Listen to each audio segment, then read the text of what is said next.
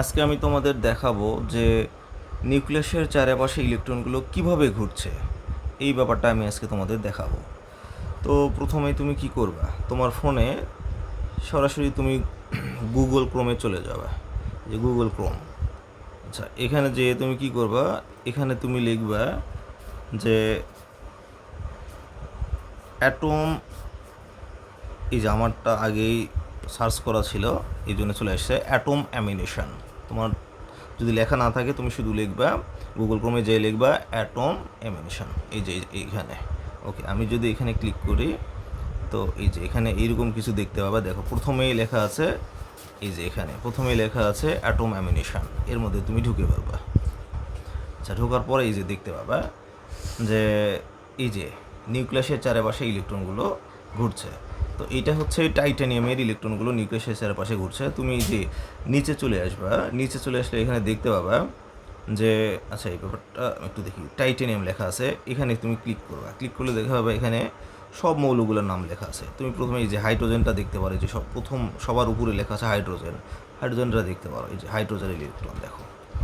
তুমি এটা বড় ছোটো করতে পারো ইচ্ছা মতো। এই যে দেখো হাইড্রোজেনের একটা ইলেকট্রন নিউক্লিয়াসের চারপাশে কীভাবে ঘুরছে।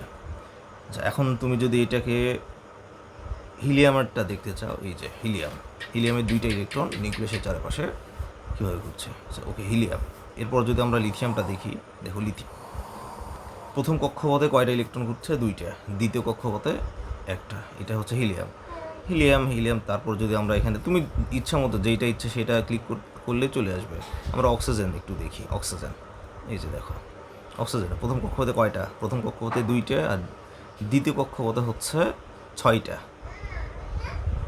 আমি যদি এখান থেকে আবার সোডিয়ামটা দেখতে চাই, এই যে সোডিয়াম। আচ্ছা, আমি একটু ছোটো করে দেখাই।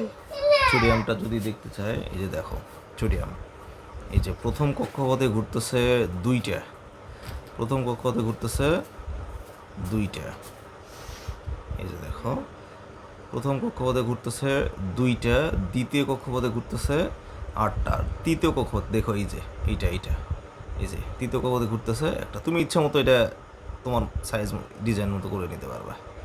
এই যে শেষ কক্ষপথ, সোডিয়ামের শেষ কক্ষপথ, এই দেখো এই যে সোডিয়ামের শেষ কক্ষপথে কয়টা ইলেকট্রন ঘুরতেছে? একটা ইলেকট্রন ঘুরতেছে।